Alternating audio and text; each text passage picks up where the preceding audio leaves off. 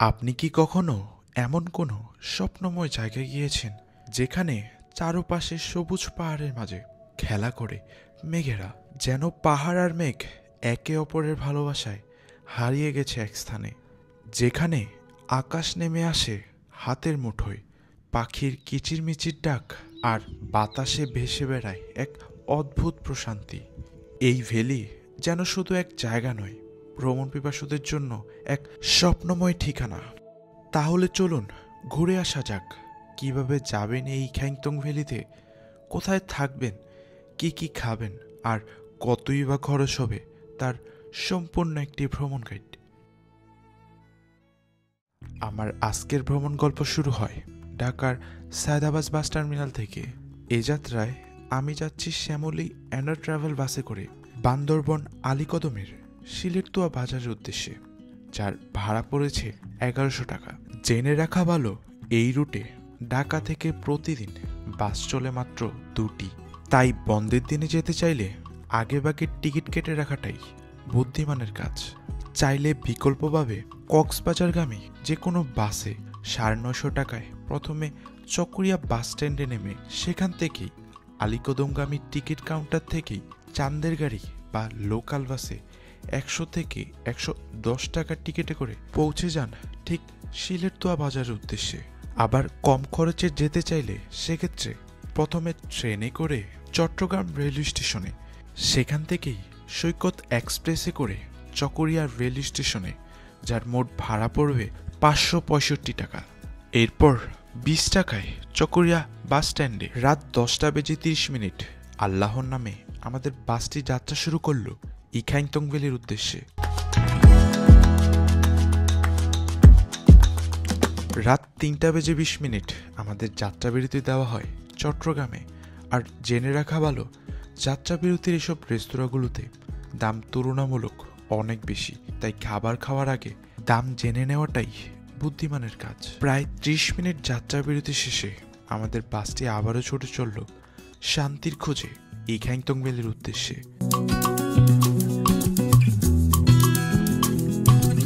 সবুজ পাহাড় আর আঁকাবাঁকা পথ পেরিয়ে শান্তির খোঁজে যেতেই পথে দেখা মিলল ইয়াংছা চেকপোস্ট, যেখানে নিয়ম অনুযায়ী সকল পর্যটককে দিতে হয় এনআইডি কার্ড বা জন্ম সনদের 1 কপি ফটোকপি, সাথে 2টি মোবাইল নম্বর।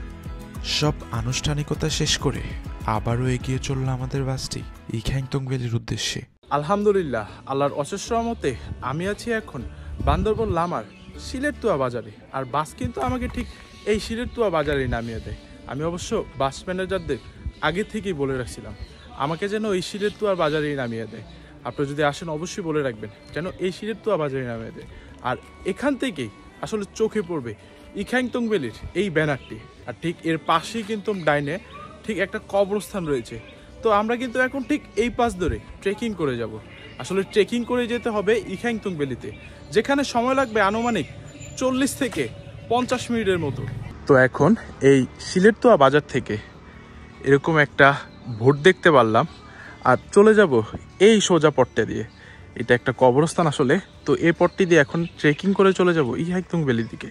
তো কবরস্থানের পথটি দিয়ে আসলে ঠিক কিছুক্ষণের মধ্যে পড়বে এরকম একটি পার্কিং জোন। এর পার্কিং জোনটা কিন্তু আসলে ইখাইংতং ভ্যালির। আর এই যে সোজা পথটা দিয়ে ধরে যাব এখন। আর ওই যে ভ্যালি কিন্তু ওই যে উপরে পাহাড়টা দেখা যাচ্ছে, পাহাড়ের চূড়াটা। তো এখন ঠিক এই পথটা ধরে ট্রেকিং করে যাব ইখাইংতং ভ্যালির উদ্দেশ্যে। প্রায় 10 মিনিটের মতো ট্রেকিং করলেই প্রথমেই পড়বে একটা পাড়া, আর যেটা হচ্ছে ঠিক মুসলিম পাড়া নামে পরিচিত। তো এখানকার মানুষজন কিন্তু আসলে তামাক চাষ করে জীবনযাপন লিড করে। ম্যাক্সিমাম জনবসতির মানুষগুলি দেখলাম আসলে ওনাদের বাসার সামনেও এরকম বিভিন্ন তামাক প্রসেসের বিভিন্ন কারিগর রয়েছে। চারপাশে সবুজে মোড়ানো প্রকৃতি, পাহাড়ি পথের প্রতিটি ধাপ যেন এক একটা নতুন অভিজ্ঞতার জন্ম দেয়। হেঁটে চলার ক্লান্তিটুকু মুছে যায় ঠান্ডা বাতাসে। জীবনের ব্যস্ততা থেকে একটু ছুটি নিয়ে এমন পথে হেঁটে যাওয়াই যেন প্রকৃতির কাছে নিজেকে খুঁজে পাওয়ার সবচেয়ে সহজ উপায়। তো অলমোস্ট ঠিক 30 থেকে 35 মিনিটের মতো হবে ট্রেকিং করে উপরে উঠলাম। আর উপরে ওঠা মাত্রই চোখে পড়লো পাহাড়ি জাতির একটি জীবনধারা। আসলে এ জায়গায় হচ্ছে পাহাড়ি জনগোষ্ঠীটা বসবাস করে।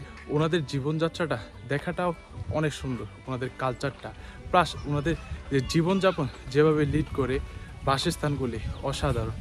এখানে আসাটা আর ঠিক আমবাগানের মধ্যে বসে থাকাটা ফিলিংস আসলে বলে প্রকাশ করার মতো না। এই পাহাড়ের মধ্যে এরকম সুন্দর নিরিবিলি একটা পরিবেশ অসাধারণ একটা ফিলিংস দিবে আপনাদেরকে। আমরা কিন্তু ওই নিচে থেকে ঠিক পাহাড়ি পথ বের হয়ে হয়ে এই জায়গায় একটা পাহাড়ি পাড়া, তারপরে এই যে দিক দিয়ে হয়ে এখন আমরা যাইতেছি ওই যে ইখাইংতং ভ্যালিতে, যেটা কিনা ভূপৃষ্ঠ থেকে 1800 ফিট উচ্চতার উপরে। আর আশেপাশের পাহাড়গুলি তো দেখতে পারতেছেন এখনই অনেক ছোট ছোট। যখন 1800 ফিট উচ্চতায় উপরে উঠবো তখন না জানি কি ফিলিংস হবে। চলে আসলাম এখন সমুদ্রপৃষ্ঠ থেকে 1800 ফিট উচ্চতায় ইখাইংতং ভ্যালিতে। আর ট্রেকিং পথটা ছিল আসলে অসাধারণ। রাস্তার পাহাড়ি উঁচু নিচু পথ, আঁকা বাঁকা পথ, পাহাড়ির জনগোষ্ঠীদের পথ, প্লাস ছিল কীরকম সুন্দর ছাউনি পরিবেশের মধ্যে ট্রেকিং করে আসলাম। যদিও আমার সময় লাগছিল ঠিক 55 থেকে 52 মিনিটের মতো আনুমানিক, বাট স্থানীয়দের এবং রিসোর্ট মালিকদের মতে ওনারা ঠিক 20 মিনিটের মতো ঠিক ওই নিচে থেকে এই ইখাইংতং ভ্যালিতে পৌঁছে দিতে পারে। আমি আজকে যে হাউসে থাকবো সেটি হচ্ছে এইরকম পট হাউস। পট হাউস আসলে এইরকম চিকুনার মতো পটের মতো দেখতে, দ্যাটস ওয়াই এটার নাম পট হাউস। আর এ জায়গায় কিন্তু 3 জন থাকতে পারবে, এজন্য 3টা বালিশও দেওয়া আছে। 3 জনের যার ভাড়া পড়বে হচ্ছে 3000 টাকা। চাইলে 4 জনও থাকতে পারে, এজন্য 500 টাকা পরবর্তীতে অ্যাড করতে হবে। চাই পট হাউসগুলোর মধ্যে রয়েছে ঠিক সোলার প্যানেল, যেখানে আপনারা ফ্যানের সুব্যবস্থা পাবেন, প্লাস লাইটের সুব্যবস্থা রয়েছে। রয়েছে এ জায়গায় চার্জ দেওয়ার মতো পর্যাপ্ত পরিমাণের কেবলস, এ জায়গায় সুইচগুলি। আর এই তো মোটামুটি ভালো একটা স্পেস আছে এই পট হাউসগুলিতে। আর রুম থেকে বের হলেই মাশাআল্লাহ বেশ সুন্দর একটি দৃশ্য। ঠিক পাহাড় পাহাড়, এদিকে ওদিকে নদী চলে গেছে, নদীর দৃশ্য দেখা যায় এরকম সুন্দর সবুজের আনাগানা। এই ইখাইংতং ভ্যালির সবচেয়ে আকর্ষণীয় হাউসই হচ্ছে এই টি হাউসটি। টি হাউসের মধ্যে কিন্তু এরকম সুন্দর ব্যালকনির ভিউ পাওয়া যায়। দেখা যাবে এরকম সুন্দর পাহাড়ি দৃশ্য, সবুজের আনাগোনা। আর রুমের মধ্যেই কিন্তু গাছ চলে গেছে, ঠিক এই গাছের মধ্যে দিয়েই এদিকে সবুজের আবার সমরেখা। এই রুমটার মধ্যে ঠিক 3 জন থাকা যায়। 3 জনের জন্য যার রেন্ট হচ্ছে 2500 টাকা। আর সুব্যবস্থার মধ্যে রয়েছে ফ্যান, লাইট, সোলার প্যানেলের যে সকেটগুলি, চার্জের সুব্যবস্থা দেওয়ার। রুম থেকে এদিক দিয়েও যেরকম ভিউ, প্লাস বের হওয়ার সময় অসাধারণ একটা ভিউ এই টি হাউস থেকে উপলব্ধি করতে পারবেন। এই ইখাইংতং ভ্যালির জুমঘরটা কিন্তু বেশ ভালো বড়।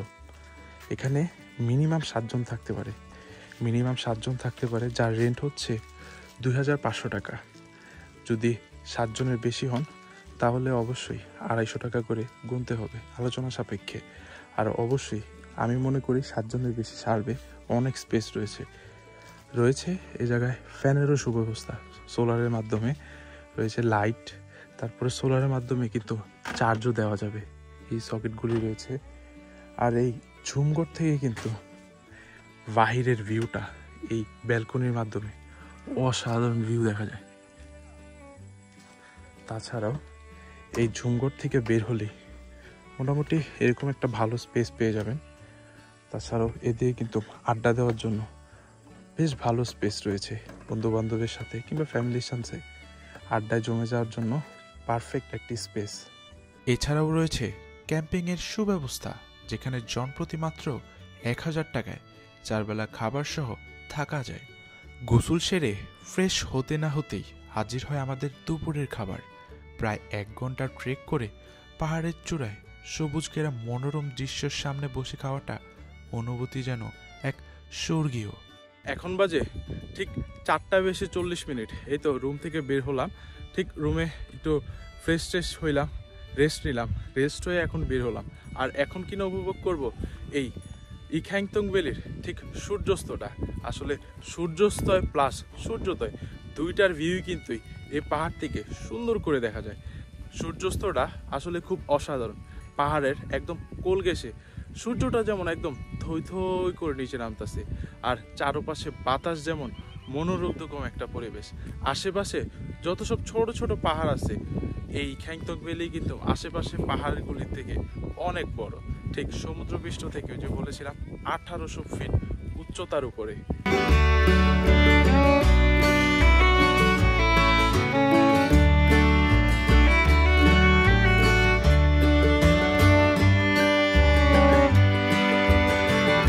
রাতের ইখ্যাংতং ভ্যালির সৌন্দর্য যেন এক স্বপ্নপুরীর জগৎ।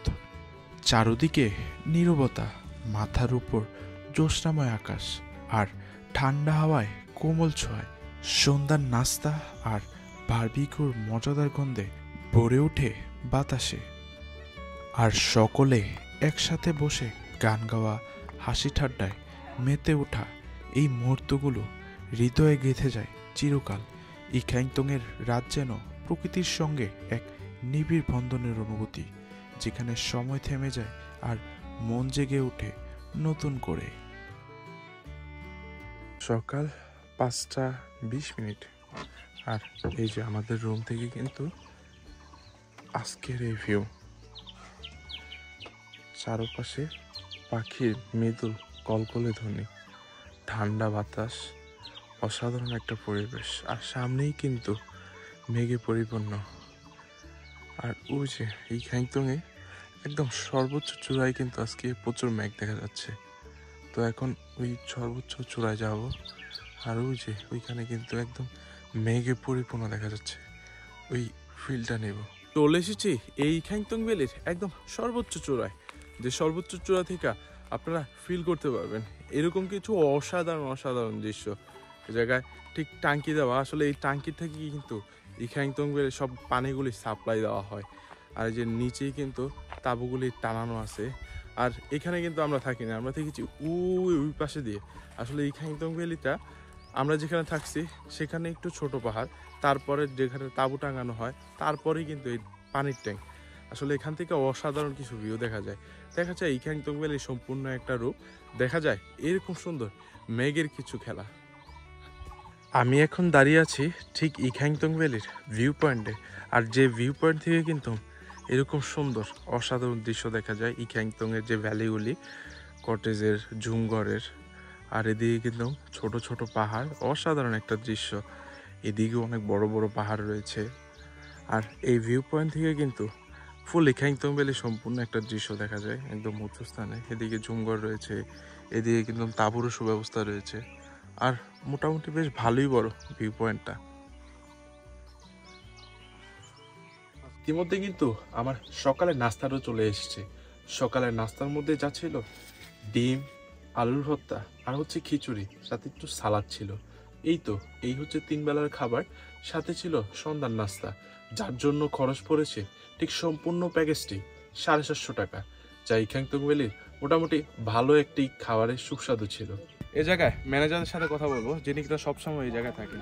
তো ভাইয়া, এই জায়গায় তো আসার সময় দেখলাম কারেন্টের সুব্যবস্থা আছে, তো এটা কবে নাগাদ আসতে পারে এই খ্যাংটং ভ্যালিতে? আমাদের কারেন্টের কিছুদিন পরে কারেন্টের ব্যবস্থা হয়ে যাবে, প্রায় অর্ধেক চলে আসছে, বেশ অর্ধেক চলে আসছে। হ্যাঁ, এই এখন ঈদের ছুটি চলতেছে, কয়েকদিন পরে কাজ শুরু করবে, মেবি 20 দিনের ভিতরে কারেন্ট চলে আসতে পারবে। তার মানে এক মাসের নাগাদ আইসা করতে পারে। 1 মাসের ভিতরে চলে আসবে ইনশাআল্লাহ। ইনশাআল্লাহ। ব্যবস্থা থাকবে। যদি গাড়িতে করে যদি কেউ আসতে চায়, শুনলাম যে কাঠ নেওয়ার একটা জন্য গাড়ি আছে, এটা কিভাবে আসবে আর কি? এটাতে করে যদি আসতে চায় গেস্টরা, এটা 3000 টাকা মেবি ভাড়া নেয়, বা তার চাইতে বেশি একটু প্লাস 3000 টাকা প্লাস। যদি কয়জন আসতে পারবে? এটাতে করে 15 জন মতো করে আসতে পারবে। যদি কেউ আসতে চায় আমরা ব্যবস্থা করে দিই। তো আপনাদেরকে কল দিতে হবে। হ্যাঁ, জি জি জি। তো ডিসক্রিপশন বক্সে নাম্বার আছে, অবশ্যই যদি আসতে চান তাহলে কিন্তু ওনাদেরকে কল দিতে পারেন। এই খ্যাংটং ভ্যালিতে পর্যটকদের কথা মাথায় রেখে গড়ে তোলা হয়েছে বিভিন্ন পাহাড়ি ফলের বাগান, যা সকল পর্যটকদের জন্যই উন্মুক্ত। ফিরতি পথে আমরা একটি বিশেষ পথ ধরে চলে আসি সিলেট তুয়া বাজারে, যা বর্ষাকালে এই পথটি ঝিরির পথে পরিণত হয়।